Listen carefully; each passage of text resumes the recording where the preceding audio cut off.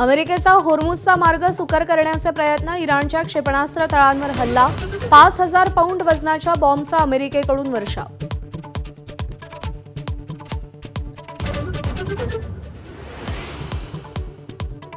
इस्रायलच्या हल्ल्यात कार इराणचे 3 बडे नेते ठार, इस्रायलचा दावा.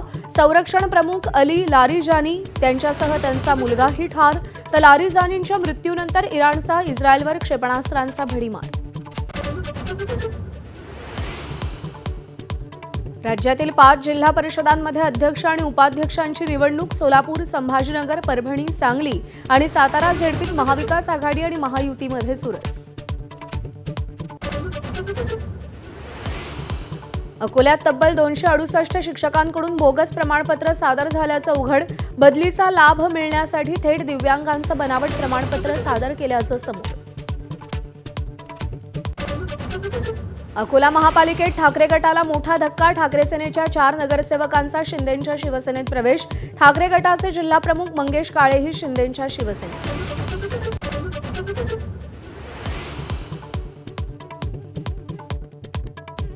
राज्यभरात अवकाळीचा तडाखा. धाराशिव, बीड, हिंगोली, सांगली मध्ये वादळी वाऱ्यासह गारपीट, शेतीचं मोठं नुकसान.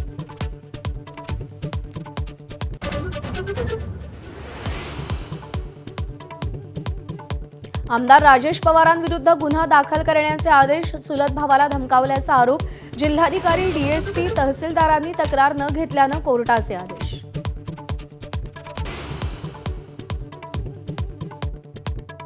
केदारनाथ, बद्रीनाथ मंदिरामध्ये दर्शनासाठी सनातन धर्मावर श्रद्धा असणारं प्रतिज्ञापत्र द्यावं लागणार. मंदिर समितीच्या अध्यक्षांचा सारा अली खानचा उल्लेख करत दावा.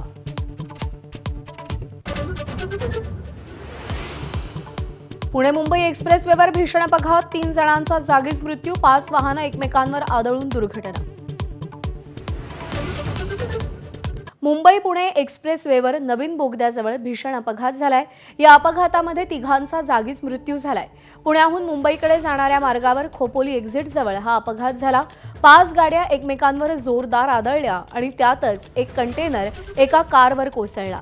त्याखाली चिरडून कारमधल्या 3घांचा मृत्यू झालाय, तर 3 ते 4 जण जखमी झालेले आहेत.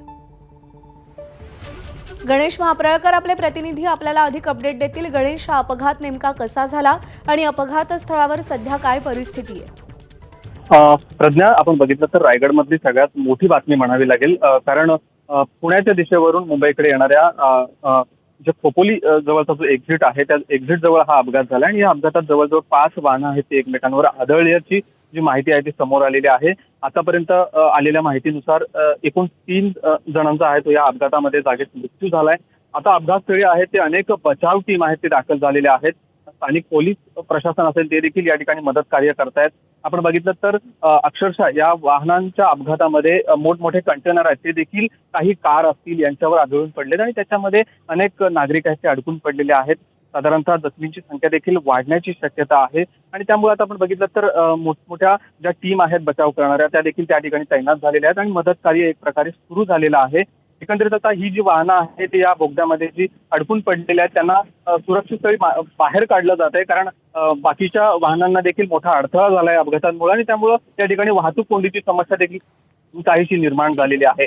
आणि त्यामुळे आपण बघितलं तर या अपघातामध्ये मृतांचा आकडा जो समोर आलेला आहे त्याच्यामध्ये आणखी वाढ देखील होण्याची शक्यता आहे. मात्र आता बचाव टीम ज्या आहेत त्या आता मदत कार्य त्या ठिकाणी सुरू करतायत. प्रज्ञा, गणेश, अपडेट जाणून घेत राहू. तुर्तास धन्यवाद. 10वीच्या विद्यार्थ्यांचा भूगोलाचा पेपर सध्या सुरू आहे. काल सांगोल्यामध्ये याच पेपरच्या 50 प्रश्नपत्रिका चोरीला गेल्या आणि तरी सुद्धा शिक्षण मंडळानं ही परीक्षा नियोजनाप्रमाणे घेण्याचा निर्णय घेतला. परीक्षा सुरू होण्यापूर्वी 25 ते 30 तास आधी प्रश्नपत्रिका चोरीला गेल्याचं लक्षात आलं आणि तरी सुद्धा ही परीक्षा घेतली जात असल्याबद्दल आश्चर्य व्यक्त होत आहे. चोरीला गेलेल्या प्रश्नपत्रिका किती ठिकाणी गेल्या याचा अजून पत्ता नाही. शिक्षण मंडळानं सांगोल्याच्या विद्यामंदिर प्रशालेच्या मुख्याध्यापकांना निलंबित करण्याची कारवाई केली, पण परीक्षा पुढे रेटून इतर मुलांच्या आयुष्याशी त्यांच्या गुणांशी खेळ केला अशी चर्चा होतीये. 10वीच नव्हे तर 12वीच्या परीक्षेचाही यंदा बट्ट्याबोळ झाला आणि विज्ञान विषयाचे 3 पेपर फुटले. शिक्षण मंडळाला परीक्षा घेणं जमत नाही का असा प्रश्न या निमित्तानं निर्माण झाला. परीक्षा सुरू होण्यापूर्वी तयारीची भली मोठी पत्रकार परिषद घेऊन शिक्षण मंडळ टोलेजंग दावे करतं, पण परीक्षा होता होता हे सगळे दावे किती फोल आहेत हे समोर येतं आणि हे आत्ता नाही, अनेक वर्षांपासून घडतंय. क्वेश्चन पेपरच्या गठ्ठ्यातून 2 पॅकेट्स घेऊन गेलेले आहे आणि त्यामध्ये 50 क्वेश्चन पेपर आहे अशी प्राथमिक माहिती आम्हाला मिळालेली आहे शिक्षण विभागाकडनं.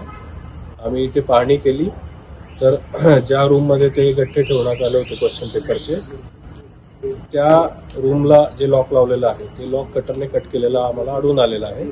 आम्ही आमचे फॉरेन्सिक एक्सपर्ट, डॉग स्क्वॉड आणि फिंगरप्रिंट एक्सपर्ट यांना बोलवलेलं आहे आणि त्यांच्या मार्फतीने आणि आमच्या लोकल पोलीस स्टेशनची टीम आणि आमची लोकल क्राईम ब्रांचची टीम यांच्या मार्फतीने पुढील तपास करत आहोत. अकोला जिल्हा परिषद शिक्षण विभागात आंतरजिल्हा शिक्षक बदली प्रक्रियेत मोठा घोटाळा उघडकीस आलाय.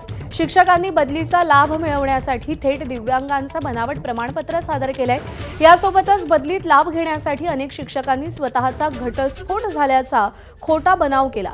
या प्रकरणात प्रभारी गट शिक्षणाधिकाऱ्यासह 5 जणांना निलंबित करण्यात आलंय, तर 268 शिक्षकांसह त्यांना मदत करणाऱ्या 300 कर्मचाऱ्यांवर निलंबनाची टांगती तलवार आहे. या संपूर्ण घोटाळ्यात करोडोंची उलाढाल झाल्याचीही धक्कादायक माहिती समोर आली आहे. त्यामुळे आता 268 शिक्षकांवर निलंबनाची कारवाई होणार का याकडे लक्ष असेल.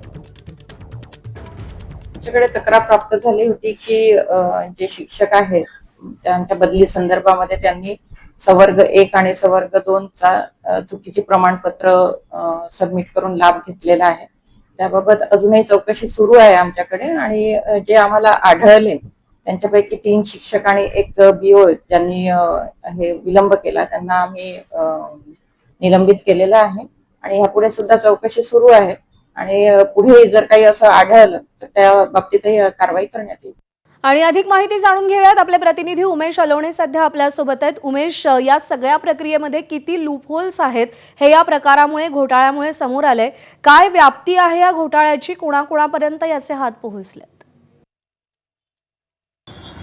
नक्कीच हे संपूर्ण प्रकरण जे आहे ते धक्कादायक आहे. कारण अकोला जिल्ह्यातल्या शिक्षण विभागात ज्ञानदान करणाऱ्या शिक्षकांनी बदलीचा लाभ पदरात पाडून घेण्यासाठी ज्या प्रकारे बदमाशा केलेल्या आहेत त्या निश्चितच अनाकलनीय आहेत.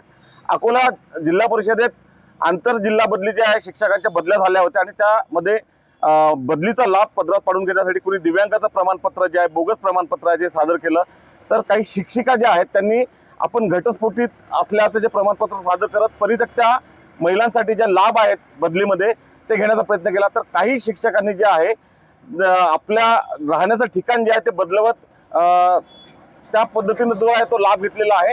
या संपूर्ण प्रक्रियेत जे आहे ते शिक्षण विभाग आहे, आरोग्य विभाग आहे, याचे जे यातील ज्या भ्रष्ट प्रवृत्ती आहेत त्यांनी या सर्व शिक्षकांना हे प्रमाणपत्र घेण्यासाठी आणि मिळवून देण्यासाठी मदत केलेली आहे.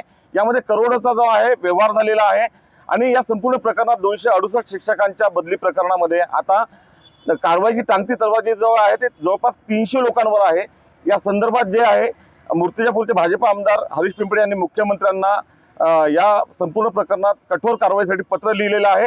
परंतु हे सर्व होत असताना अकोला जिल्हा परिषदेचं प्रशासन आहे, अकोला जिल्हा परिषदेचा शिक्षण विभाग आहे आणि या शिक्षकांना जे बोगस प्रमाणपत्र देणारे आरोग्य विभागाचे लोक आहेत या सर्वांवर कठोर कारवाई होणं आवश्यक आहे. मात्र हे सर्व होत असताना अकोलाच नव्हे तर राज्यभरातल्या ज्या बदल्या शिक्षकांच्या होतात त्यामध्ये असे जे आहे घोटाळा जो आहे तो सर्रासपणे होत असावा अशी शंका या निमित्ताने व्यक्त होत आहे. मात्र अकोला जिल्हा परिषदेतल्या या घोटाळ्यामुळे आता जे आहे जवळपास 300 शिक्षक आणि बाकीचे जे त्यांना मदत करणारे लोक अशा 300 लोकांवर कारवाईची टांगती तलवार आहे. ही कारवाई जर झाली तर महाराष्ट्राच्या इतिहासातली ही सर्वात मोठी एक कारवाई असू शकेल. मात्र ज्ञानदानाचं पवित्र काम करणाऱ्या शिक्षकांनी अशा प्रकारे बदमाशी करावी आणि बदलीसाठी नको ते प्रकार करावे, ते संपूर्ण प्रकरण जे आहे ते अतिशय धक्कादायक आहे आणि वेदनादायक आहे असं म्हणावं लागेल. अहिल्यानगरमध्ये बनावट दिव्यांग प्रमाणपत्र प्रकरणात मोठी कारवाई करण्यात आली आहे. दिव्यांग प्रमाणपत्राच्या आधारे नोकरी किंवा नोकरीच्या सवलती घेणाऱ्या 15 कर्मचाऱ्यांना जिल्हा परिषदेनं निलंबित केलंय. यामध्ये शिक्षण आणि आरोग्य विभागातील कर्मचाऱ्यांचा समावेश आहे. जिल्हा परिषदेमध्ये नोकरी मिळवण्यासाठी किंवा नोकरीत कार्यरत असताना सोपी कामं किंवा ऐच्छिक ठिकाणी बदली मिळवण्यासाठी बोगस दिव्यांग प्रमाणपत्राचा आधार घेऊन या कर्मचाऱ्यांनी शासनाची फसवणूक केली आहे। या कर्मचाऱ्यांची चौकशी करून शासनाचा घेतलेल्या लाभाची वसुली केली जाणार आहे। दोषी आढळल्यास संबंधितांवर फौजदारी गुन्हे दाखल करणार असल्याचं मुख्य कार्यकारी अधिकारी आनंद भंडारी यांनी सांगितलंय। जिल्हा परिषदेच्या अखत्यारीत काम करणारे जे कर्मचारी आहेत, ज्यांचे जिल्हा रुग्णालयामध्ये जी आपण तपासणी केली होती दिव्यांगत्वाची, त्याच्या आधारे ज्यांचं दिव्यांगत्व 40% कमी आढळलं, असे 15 कर्मचाऱ्यांवर आपण काल कारवाई केली। त्याच्यामध्ये या 15 कर्मचाऱ्यांना निलंबित करून त्यांची विभागीय चौकशी केली जाणार आहे आणि त्यांनी जे घेतलेले लाभ आहेत त्याची सगळी वसुली केली जाणार आहे। आणि 8 असे कर्मचारी आहेत त्या 15पैकी की ज्यांनी या प्रमाणपत्रांच्या आधारे नोकरी मिळवलेली आहे, त्यांची आपण विभागीय चौकशी करून त्यांच्यावर आपण फौजदारी गुन्हे दाखल करतोय। तर संभाजीनगर पाठोपाठ परभणी जिल्हा परिषद अध्यक्ष आणि उपाध्यक्ष निवडीवरही शिवसेनेनं बहिष्कार टाकलेला आहे। राष्ट्रवादीचे आमदार राजेश विटेकर यांनी शिवसेनेचा विश्वासघात केल्याचा संपर्क प्रमुख आनंद जाधव यांनी आरोप केलाय। राष्ट्रवादीचे आमदार राजेश विटेकर यांनी आम्हाला वचन दिलं होतं की आम्ही सगळे पक्ष घेऊन तुमच्या सोबत येऊ। 15 दिवस सगळे सदस्य घेऊन ते आमच्या सोबत राहिले आणि अध्यक्ष तुम्हाला करू असं वचन सुद्धा दिलं। मात्र त्यांनी ऐन वेळेला शिवसेनेचा विश्वासघात केला आणि ते भाजपच्या तंबूत जाऊन बसलेत। त्यामुळे आम्ही आज अध्यक्ष उपाध्यक्ष पदाच्या निवडीवर बहिष्कार टाकत असल्यास शिवसेनेचे संपर्क प्रमुख आनंद जाधव यांनी एबीपी माझाशी बोलताना सांगितले।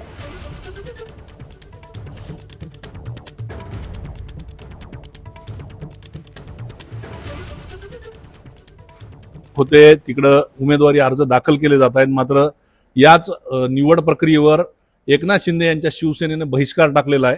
आपण जर बघितलं तर त्यांचे सर्व जिल्हा परिषद सदस्य असतील, 3 जिल्हा प्रमुख असतील, त्याचबरोबर संपर्क प्रमुख असतील, या सर्वांनीच या निवडीवर बहिष्कार टाकलाय। नेमकं काय कारण आहे याचं आपल्यासोबत संपर्क प्रमुख आनंद जाधव आहेत। सर, नेमकं बहिष्कार टाकण्याचं काय कारण आहे? अध्यक्ष उपाध्यक्ष पदाची निवडणूक होते, महायुतीमध्ये सर्व काही आलबेल आहे का? बहिष्कार टाकण्याचं एकच कारण असं आहे की सुरुवातीपासून एक 12 ते 13 दिवसापासून राष्ट्रवादीचे सन्माननीय आमदार विटेकर यांचे सर्व सदस्य आणि काँग्रेसचे 2 सदस्य आणि उबाटाचे असे सर्व मिळून सदस्य आमच्या सोबत होते। त्यांनीच आम्हाला सांगितलं की अध्यक्ष शिवसेनेचा करायचा आहे, आम्ही सर्वजण तुमच्या पाठीशी आहे, बिनशर्त पाठीशी आहे, काय अटी शर्ती असतील ते नंतर बघू, पण अध्यक्ष शिवसेनेचा करायचं ठरलं होतं। पण तदनंतर कालपासूनच्या घडामोडी झाल्या आणि विटेकर यांनी रंग बदली केला आणि ताबडतोब म्हणजे सरडा पण रंग बदली करायला कमी पडेल एवढ्या स्पीडनं आमदार विटेकरनी स्वतःचे रंग बदली केले आणि आम्हाला सोडून तात्काळ त्यांनी भाजपाच्या तंबूमध्ये दाखल झाले आणि आज अध्यक्ष भाजपाचा आणि उपाध्यक्ष विटेकरचा स्वतः भाऊ अशा पद्धतीने त्यांनी रणनीती केली आणि आमचा विश्वासघात केला, शिवसेनेचा विश्वासघात केला, आमच्या साहेबांचा विश्वासघात केला। सर्व शिवसैनिक आज एका अपेक्षेने उभे होते, तर राजेश विटेकरनी आमचा विश्वासघात केलेला आहे। त्याच्या पाठोपाठ आम्हाला मेघनाताई दिदी उपाध्यक्ष देत होते, एक स्वीकृत सदस्य पण देत होते, एक सभापती पण देत होते, पण विटेकर यांनी आम्हाला आमच्या सोबत आले, 10-12 दिवस राहिले आणि आमच्याशी विश्वासघात केल्यामुळं आज आमच्या शिवसेनेने या ठिकाणी या निवडणुकीवरती बहिष्कार घातलेला आहे।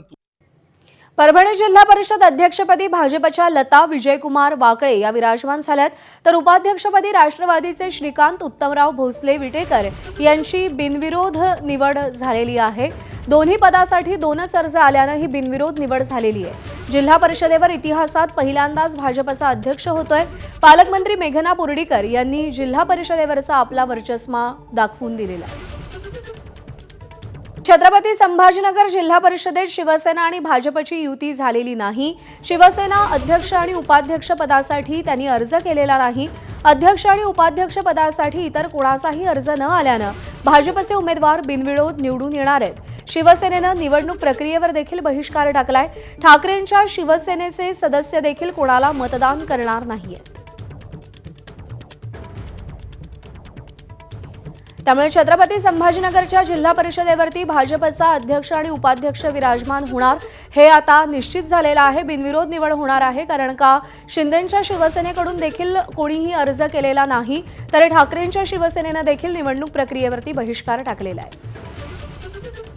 कृष्णा केंडे आपले प्रतिनिधी आपल्याला अधिक अपडेट देतील. कृष्णा, काय भूमिका राहिली शिवसेना, शिंदे गट आणि ठाकरे गटाची, आणि त्याचा कसा फायदा भाजपला झाला, कसं समीकरण जुळवून आणलं गेलं? खरं तर कालपर्यंत अशी चर्चा होती की शिवसेना आणि म्हणजे दोन्ही शिवसेना एकत्र येतील, मात्र दोनही शिवसेनेला बहिष्कार टाकण्याची नामुष्की या ठिकाणी उडवलेली आहे. म्हणजे एकनाथ शिंदे यांची शिवसेने देखील जिल्हा परिषद अध्यक्ष उपाध्यक्ष पदाच्या निवडणुकीला बहिष्कार घातलेला आहे आणि उद्धव ठाकरे यांच्या शिवसेनेने देखील बहिष्कार घातलाय. खरं तर अध्यक्ष उपाध्यक्ष पदावरून शिवसेना भाजपाचं पटत नव्हतं. खरं तर सुरुवातीला युतीत लढले, एकमेकांच्या विरोधात बंडखोरी केली, त्यानंतर अध्यक्ष उपाध्यक्ष पदाला जसं संभाजीनगर महानगरपालिकेत एकत्र आले तसे जिल्हा परिषदमध्ये देखील एकत्र येतील अशी अपेक्षा होती. मात्र तसं झालं नाही आणि दोघांमध्ये वितुष्ट निर्माण झालं, म्हणजे युतीमध्ये वितुष्ट निर्माण झालं असं आपल्याला म्हणावं लागेल. आणि आपण जे कॅमेरासमोर पाहतो आहोत हे गलांडे आहेत आणि हे आता आपल्याला असं म्हणता येईल की हे बिनविरोध जिल्हा परिषदेचे अध्यक्ष म्हणून निवडून आलेले आहेत आणि अन्य एक उपाध्यक्ष देखील बिनविरोध झालेले आहेत. काय प्रतिक्रिया, तुम्ही बिनविरोध या ठिकाणी निवडून आलेला आहात? आपण देशाचं राज्याचं राजकारण बघतायत. भारतीय जनता पार्टीवर या ठिकाणी जनतेचा या ठिकाणी पूर्ण विश्वास आहे आणि म्हणून गल्ली ते दिल्ली या ठिकाणी विकास झाला पाहिजेत ही भावना भूमिका ठेवून आज सर्व जे काही जिल्हा परिषद सदस्य वेगवेगळ्या पक्षाचे होते. मला तर भारतीय जनता पार्टीने या ठिकाणी अध्यक्षपदाची जबाबदारी दिलेली आहेत. आमचे आदरणीय सहकारी जितेंद्र जयस्वाल हे पण भारतीय जनता पार्टीचे आहेत, त्यांच्यावर उपाध्यक्षपदाची त्या ठिकाणी त्यांना संधी दिलेली आहेत आणि म्हणून भारतीय जनता पार्टी असं आहे की दुसऱ्या शिवसेनेनं तुमच्या सहकार्याने बहिष्कार टाकला नाही, अजिबात नाही. बहिष्कार वगैरे असं काही म्हणता येणार नाहीत, कारण ते पण आमचे राज्यामध्ये लहान भाऊ आहेत आणि त्यांनी या ठिकाणी मोठेपणा दाखवला की भारतीय जनता पार्टी मार्फत या ठिकाणी ग्रामीण भागात चांगलं काम होईल म्हणून त्यांनी एक कालपर्यंत दोन शिवसेना एकत्र येणार होत्या, आज दोघेही बहिष्कार आहे. नाही, बहिष्कार म्हणताच येणार नाही ना. 2 वाजता ऍक्च्युअली ज्यावेळेस कामकाज सुरू होईल सभेचं त्यावेळेस कोण येतंय आणि कोण येत नाही, कोण बहिष्कार टाकल हे आपल्याला या ठिकाणी समजेल. निश्चित आपण पाहतोय की अध्यक्ष उपाध्यक्ष पदाच्या निवडीमध्ये छत्रपती संभाजीनगरचं राजकारण या ठिकाणी आपण पाहिलंय. दोनही शिवसेनेने बहिष्कार टाकला, म्हणजे एकनाथ शिंदे यांच्या शिवसेनेने देखील निवडणुकीवरती बहिष्कार घातलेला आहे आणि उद्धव ठाकरेंच्या शिवसेनेने देखील बहिष्कार घातला आणि त्यामुळे भाजपाचा अध्यक्ष आणि उपाध्यक्ष छत्रपती संभाजीनगर महानगरपालिकेवरती निवडून आलेला आहे. प्रज्ञा. कृष्णा, धन्यवाद दिलेल्या माहितीसाठी आणि संवाद साधला त्याबद्दल. विधानसभेमध्ये एकाच दिवशी 3 स्थगन प्रस्ताव आलेले आहेत आणि अध्यक्षांनी 3ही स्थगन प्रस्ताव नाकारलेत. रोहित पवार, विजय वडेट्टीवार आणि नितीन राऊत यांनी स्थगन प्रस्ताव मांडलेला होता. अजित पवारांच्या अपघाती मृत्यू संदर्भात रोहित पवारांनी स्थगन प्रस्ताव मांडला होता. 293 मध्ये चर्चा असल्यानं रोहित पवारांचा स्थगन प्रस्ताव नाकारला गेला. संगमनेर ऍसिड हल्ल्यासंदर्भात वडेट्टीवारांनी स्थगन प्रस्ताव मांडलेला होता. दरम्यान ऍसिड हल्ला प्रकरणात सरकारला निवेदन देण्याचे अध्यक्षांनी निर्देश दिलेले आहेत. काल तुम्ही स्वतः माझ्याकडे चेंबरमध्ये आलात. आता मला ते सगळं इकडे बोलायचं नव्हतं, पण तुम्ही मला बोलण्यासाठी कंपेल करत आहात तर मला बोलू द्या. आता तुम्ही सर्वजण माझ्याकडे चेंबरमध्ये आलात. मला तुम्ही सांगितलं 3 प्रस्ताव अजूनही पेंडिंग आहेत, त्यावरती चर्चा घेणं आवश्यक आहे. आता त्या पेंडिंग प्रस्तावावरती चर्चा घ्यायची असेल तर असा वेळ घालून चालेल का? 1. नंबर 2, आपण एक लक्षात घ्या, स्थगन प्रस्तावाच्या सूचना आल्यानंतर त्यावरती मी रुलिंग दिल्यानंतर तरीही मी वडेट्टीवार साहेबांना त्यांची माहिती मांडण्याची संधी दिली. ते दिल्यानंतर मी शासनाला निवेदन करायचे पण निर्देश दिले. सन्मान्य सदस्य नितीन राऊत साहेबांचं स्थगन का स्वीकारता येणार नाही हे सांगितलं. सन्मान्य सदस्य रोहित पवारांचं स्थगन का स्वीकारता येणार नाही हे सांगितलं. तरी बसून घ्या. तरीही तुम्ही जर आपलीच मनमानी सांगणार असाल तर असं नाही चालणार ना. पण अध्यक्ष महोदय, आमची विनंती एवढीच आहे की आम्ही संख्येनं कमी आहोत, पलीकडे संख्येने लोक जास्त आहेत आणि म्हणून त्यातल्या त्यात असे मुद्दे येतील तेव्हा एका दुसऱ्या सदस्याला आपण जर बोलायला दिलं तर फार बरं होईल. सभागृहातलं वातावरण चांगलं राहील आणि ही जुनी प्रथा एवढं. सन्मान्य सदस्य भास्कर जाधव साहेबांनी आत्ता ज्या प्रथा परंपरेचा उल्लेख केला त्या संदर्भात मी आपल्याला एवढंच सांगू इच्छितो, कुठची प्रथा परंपरा इकडे मोडण्यात आलेली नाही आहे. त्या प्रथा परंपरेच्या अनुषंगानेच मी सन्मान्य विजय वडेट्टीवार साहेबांना बोलायची संधी दिली. 1. नंबर 2, आज आपल्याकडे ऑर्डर ऑफ द डे बघा, 293चे प्रस्ताव अजूनही पेंडिंग आहेत. आपल्याला त्याच्यावरती चर्चा घ्यायची आहे, त्याच्यावरती उत्तरं घ्यायची आहेत. आता पीठासीन अधिकारी म्हणून ज्या वेळेला मी काम करत असतो तेव्हा सभागृहात जास्तीत जास्त कामकाज करून घेणं आणि सगळ्या विषयांना न्याय देणं ही माझी जबाबदारी आहे. त्यामुळे अशा परिस्थितीत तुम्हाला मी थोडक्यात मांडण्याची संधी दिल्यानंतर माझ्याकडे 9 ते 10 सदन आहेत. अजून 2 तास घालवूया का आपण ह्याच्यावर? असं नाही चालत ना. थोडं थोडं तुम्हाला आता मी सांगितलं. आता ऐकून घ्या. आज 293च्या चर्चेमध्ये जो मुद्दा रोहित पवारांनी मांडलेला आहे तोच मुद्दा आहे. आता परत वेळ ह्याच्यावरती घालवायचा का? आता औचित्याचा मुद्द्यांमध्ये नितीन राऊत साहेबांनी मांडलेला मुद्दा इन्क्लुडेड आहे. परत त्याच्यावर वेळ घालवायचा का? हे बरोबर नाही. नाशिकमधील बहुचर्चित अशोक खरात कॅप्टन उर्फ कॅप्टन या भोंदूगिरी करणाऱ्या मांत्रिकाला क्राईम ब्रांच युनिट 1नं अटक केलेली आहे. या भोंदूबाबाला आज नाशिक जिल्हा न्यायालयामध्ये हजर केलं जाणार आहे. या मांत्रिकानं गुंगीचं औषध देऊन एका महिलेवर बलात्कार केल्याप्रकरणी नाशिकच्या सरकारवाडा पोलीस ठाण्यात गुन्हा दाखल करण्यात आला होता. महत्त्वाची बाब म्हणजे या भोंदूबाबाकडे अनेक राजकीय नेते, अधिकारी, सेलिब्रिटी आपलं भविष्य जाणून घेण्यासाठी जात होते. त्यांचे व्हिडिओही पोलीस तपासात उघडकीस आलेत. सिन्नर तालुक्यात अशोक खरात यानं श्री शिवनिका संस्थान या मंदिराची स्थापना केली आहे आणि या मंदिराच्या विश्वस्त पदावर महिला आयोगाच्या अध्यक्ष रुपाली चाकणकर आहेत. तर एकनाथ शिंदे मुख्यमंत्री असताना त्यांनीही या मंदिरात जाऊन दर्शन घेतलं होतं आणि तेव्हापासून अशोक खरात जास्त चर्चेत आला होता. आता पोलीस तपासात आणखी काय काय माहिती समोर येते, रुपाली चाकणकर काय भूमिका घेतात याकडे लक्ष लागलंय.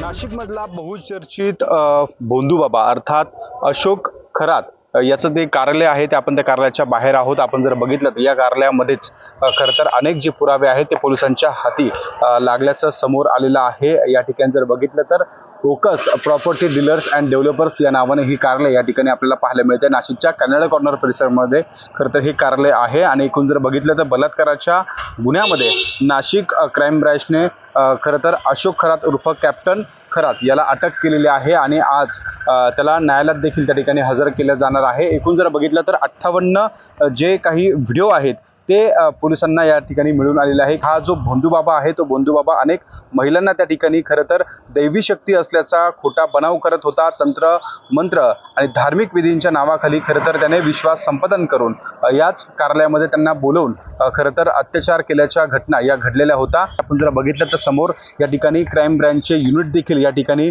तळ ठोकून आहे. इतर पुरावे खरं तर पोलीस या ठिकाणी गोळा करताना आपल्याला पाहायला मिळत आहे. मागील काळामध्ये जर बघितलं तर अनेक बडे नेते या भोंदूबाबाला भेटल्याचे फोटो आणि काही पुरावे पोलिसांना या ठिकाणी मिळून आलेले आहेत. त्यामुळे या प्रकरणामध्ये अनेक दिल्लीतील नेते देखील या भोंदूबाबाला भेटल्याची माहिती पोलिसांना त्या ठिकाणी काही तपासाच्या दरम्यान त्यांना काही माहिती मिळाली आहे. त्यामुळे या सगळ्या प्रकरणात नेमकं पोलिसांच्या हाती काय लागतं आणि या प्रकरणामध्ये नेमकं काय निष्पन्न होतं हे देखील बघणं आता तितकंच महत्त्वाचं असणार आहे. कॅमेरामन किरण कडेरसह शुभम बोडके, ABP माझा, नाशिक. दरम्यान अंधश्रद्धा निर्मूलन समितीनं या सगळ्या प्रकरणामध्ये उडी घेऊन कठोर शिक्षा करण्याची मागणी केलेली आहे.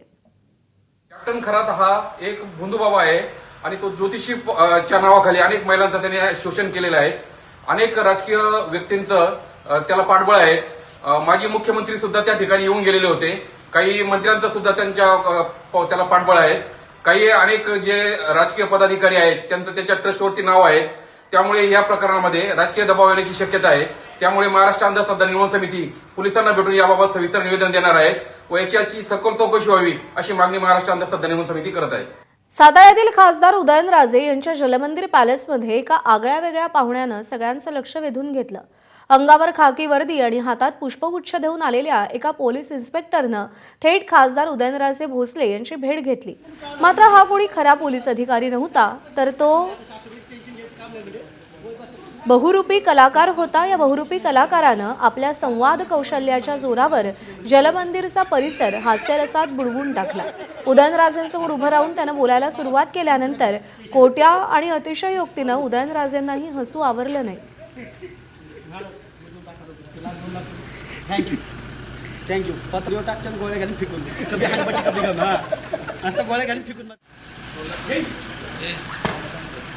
कपडे घेतले उलटावती म्हणून कळालं, उलटावती म्हणून कळालं, डायरेक्ट बदली करून टाकून म्हणजे आता शास्त्रीय टेन्शन घ्यायचं काम नाही म्हणजे वय बस सांगा मला असं केलं महाग मला सगळं इन्व्हेस्टिगेशन यांच्याकडे देऊन टाकला आता. काल पाहुणे यांचे वय बघून महागारी गेले, दाढी बिनशी नाही म्हणजे कवळचं गेलं पहिल्या बार पिशू पण महाराज तुमच्यासाठी स्पेशल फॉर यू महाराज बोलून टाकलं थँक्यू पत्रिओ टाकच्या गोळ्या घालून फेकून कधी हातबट्टी कधी घालून हा असं गोळ्या घालून फेकून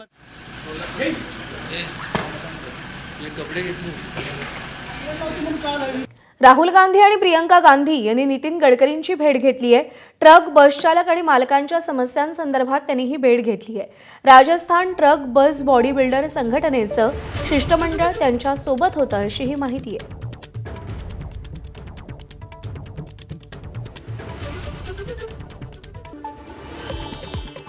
एकनाथ शिंदेंची शिवसेना आणि पवारांच्या राष्ट्रवादी पक्ष अमित शहांनी स्थापन केलेत. अजित पवारांचा राष्ट्रवादी पक्ष अमित शहांनी स्थापन केले, त्यामुळे दोन्ही पक्षाचे नेते सतत दिल्लीत येत असतात. ठाकरेंच्या शिवसेनेचे खासदार संजय राऊतांचा घणाघात. आपण ज्यांची नावं घेत आहे ते काय नेहमीच येत असतात. अजित पवारांचा जो पक्ष आहे तो काय शरद पवारांनी स्थापन केलेला पक्ष नाही, किंवा डेप्युटी CM एकनाथ शिंदे यांचा जो गट आहे तो काय बाळासाहेबांचा पक्ष नाही. हे अमित शहानी स्थापन केलेले पक्ष आहेत.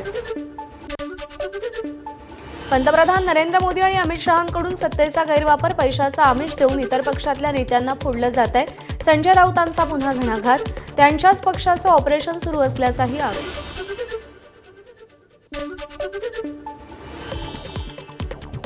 संजय राऊतांच्या आरोपांना भाजपचे नवनाथ बन यांचं उत्तर. पत्राचाळ घोटाळ्यात संजय राऊत 100 दिवस तुरुंगात राहून आलेत. राऊत धुतल्या तांदळाचे नाहीत. राऊतांनी मराठी माणसांची घरं लुटल्याचा नवनाथ बन यांचा आरोप. ज्या पद्धतीनं पत्राचाळीमध्ये तुमच्यावर आरोप झालेत, पत्राचाळ घोटाळ्यामध्ये तुम्हाला 100 दिवसाचा तुरुंगवास झाला, तुम्ही काय धुतल्या तांदळाचे आहात का? ज्या पद्धतीनं पत्राचाळीमध्ये मराठी माणसांची घरं लुटण्याचं काम संजय राऊत यांच्यामार्फत केलंय, महाराष्ट्रातला आरोपी नंबर 1 कोण असेल तर संजय राऊत आहेत. माकडाच्या हाती कोलीत असल्याची टीका नवनाथ बन यांनी ठाकरेंच्या शिवसेनेवर केली आहे. बाळासाहेबांचं हिंदुत्व सोडल्याने ठाकरेंच्या शिवसेनेची वाताहत झाल्याचा आरोप नवनाथ बन यांनी केला. संजय राऊत तुमचं स्वतःचं माकड झालंय ते बघा. सोनिया गांधींच्या नादी लागून, राहुल गांधींच्या नादी लागून तुम्ही स्वतःचं माकड करून घेतलंय. इतरांना मांजर बोलण्याचा अधिकार तुम्हाला नाही. माकडाच्या हाती कोलीत दिल्यानंतर काय अवस्था होते तशा पद्धतीची अवस्था उभाटा गटाची झाली आहे. भाजप नेते आणि मंत्री अतुल सावे यांनी प्रहारच्या सदस्याला मतदानासाठी 30 कोटींचं काम दिलं. आमच्या सदस्यांना 2 ते 3 कोटींची ऑफर. ठाकरेंच्या शिवसेनेचे नेते अंबादास दानवेंचा आरोप, तर दानवेंच्या आरोपांना अतुल सावेंचं प्रत्युत्तर. खरं खोटं मला माहीत नाही की अतुल सावेंनी एका सदस्याला प्रहारच्या 30 कोटी रुपयाच्या कामाचं पत्र दिलं. 30 कोटी एका मतासाठी 30 कोटी रुपयाच्या कामाचं पत्र दिलं. 2 कोटी घ्या, 3 कोटी घ्या. भारतीय जनता पार्टीचे कित्येक लोक आले आमच्या सदस्यांकडे. आता मला सांगा की बरं आले कोण? मंत्र्यांकडून लोक येतात. असं नाही एखाद्या पक्षाचा जिल्हाध्यक्ष आला, तालुकाध्यक्ष आला, हां मंत्री. मला सांगा मग तुम्ही एकेका माणसाला एवढे 4 कोटी, 3 कोटी, 5 कोटी कुठून देता? हा माझा प्रश्न आहे ना. आमचा कोणीही माणूस त्यांना भेटलेला नाही. आमची कोणाशीही चर्चा नाही. आता जर त्यांनी असं कोणाचं आदेश तर त्यांनी आम्हाला नाव सांगावं, कोण माझा माणूस त्यांना भेटतोय किंवा माझा कोण अधिकारी भेटतोय असं मला सांगितलं पाहिजे त्यांनी. अकोला महापालिकेत ठाकरेंच्या शिवसेनेला धक्का. 4 नगरसेवकांचा शिवसेनेत प्रवेश. एकनाथ शिंदेंच्या ठाण्यातील नंदनवन निवासस्थानी पक्षप्रवेश.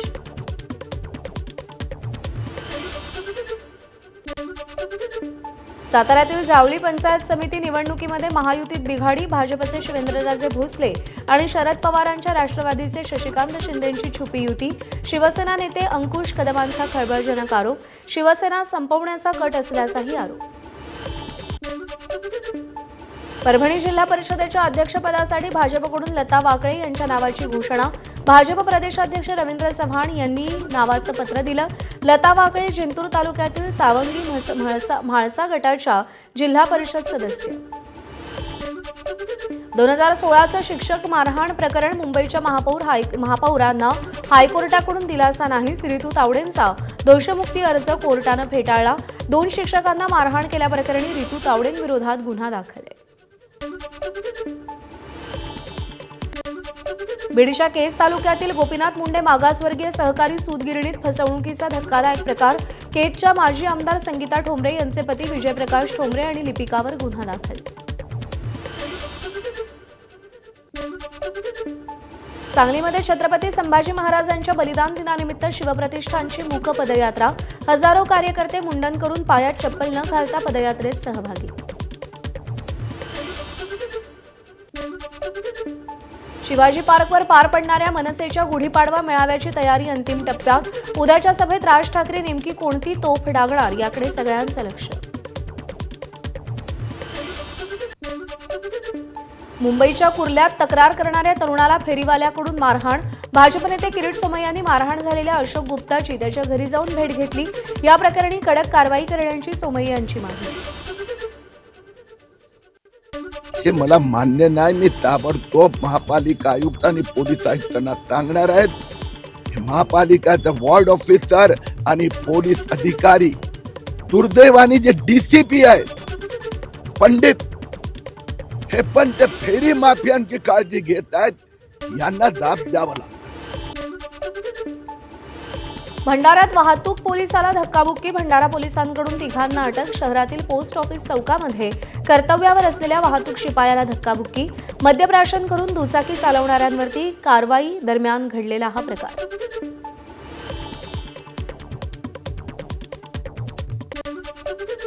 पिस्तूल बाळगणाऱ्या तरुणाला अटक. पुणे पोलिसांची येरवडा परिसरातील चिमाघाट इथे सापळा रचत कारवाई. आरोपी विनयसिंग बावराकडून देशी बनावटीचं पिस्तूल आणि जिवंत काडतूस जप्त.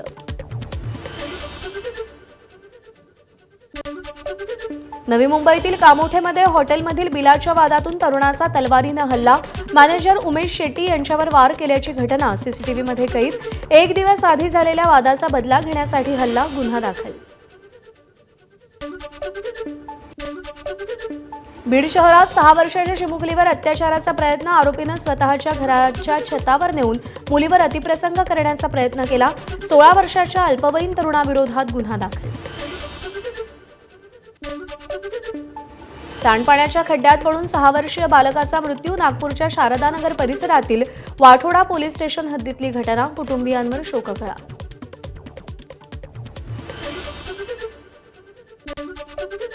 रत्नागिरीच्या खेड तालुक्यातील लोटे औद्योगिक वसाहतीमध्ये 6 मार्चला झालेल्या स्फोटाचं प्रकरण. आणखी 2 कामगारांचा उपचारादरम्यान मृत्यू. घटनेच्या 12 दिवसानंतरही स्फोटाचं कारण मात्र अस्पष्ट. ठाण्यात शोरूम समोर ठेवलेल्या नवीन इलेक्ट्रिक 4चाकी वाहनाला आग. गाडी जळून मोठ्या प्रमाणात नुकसान. वागळे इस्टेट इथली घटना. महिंद्रा इलेक्ट्रिक 4चाकी वाहनाला आग लागली. अमरावती जिल्ह्यात मेळघाट परिसरात भीषण वणवा. मेळघाटातील हत्तीघाट बुरडघाट परिसरात हा वणवा भडकलाय. महाराष्ट्र मध्य प्रदेश सीमेवर 3 दिवसांपासून आग. वनविभागाकडून रात्री उशिरापर्यंत आग आटोक्यात आणण्याचे प्रयत्न.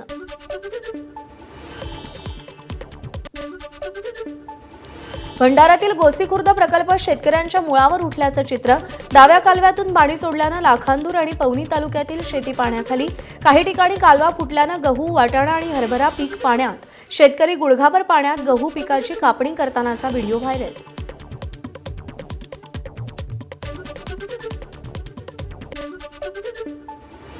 हिंगोलीत वादळी वारे आणि अवकाळी पावसानं आंब्याच्या बागांचं मोठं नुकसान. शेतकरी आर्थिक संकटात. कळमनुरी तालुक्यातील दांडेगाव येथील शेतकरी सुरेश ठाकूर यांचं 5 एकरावरच्या पिकाचं नुकसान. नांदेडमध्ये देगलूर नरसी परिसरात गारांसह पाऊस. मध्यरात्री वादळी वाऱ्यानं विद्युत पुरवठा खंडित. गहू, हरभरा, ज्वारी, हळद, संत्रा, मोसंबी पिकाचं मोठं नुकसान. अनेक भागातील वीज पुरवठा रात्रभर खंडित. हिंगोली जिल्ह्याला अवकाळी पावसानं झोडपलं. गारपिटीसह झालेल्या पावसानं गहू, हरभरा, ज्वारीसह काढणी सुरू असलेल्या हळदीच्या पिकाचं नुकसान. पंचनामे करून नुकसानाची भरपाई देण्याची मागणी.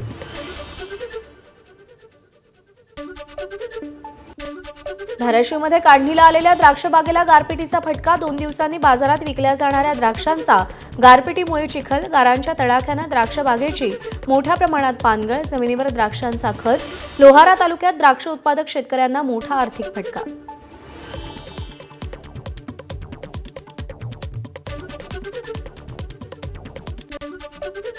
कर्नाटकच्या धारवाड जिल्ह्यातील माचापूरमध्ये गारपीट. गारांचा अक्षरशः रस्त्यावर खच. त्यामुळे या गावाचं मिनी काश्मीरमध्ये रूपांतर झाल्याचं चित्र. रस्त्यावर साचलेल्या गारांमुळे रस्ते अक्षरशः पांढरे शुभ्र झाले. याचा व्हिडिओ सोशल मीडियात व्हायरल.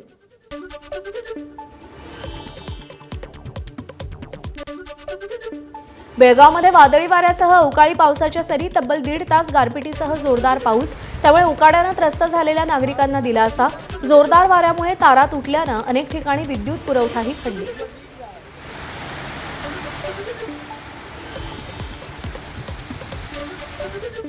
सोलापूरच्या अक्कलकोट तालुक्यातील अनेक गावांमध्ये गारांचा जोरदार पाऊस. गारपिटीमुळे शेतपिकांचं मोठ्या प्रमाणात नुकसान झाल्याची प्राथमिक माहिती. काही ठिकाणी वादळी वाऱ्यामुळे वीज पुरवठाही खंडित.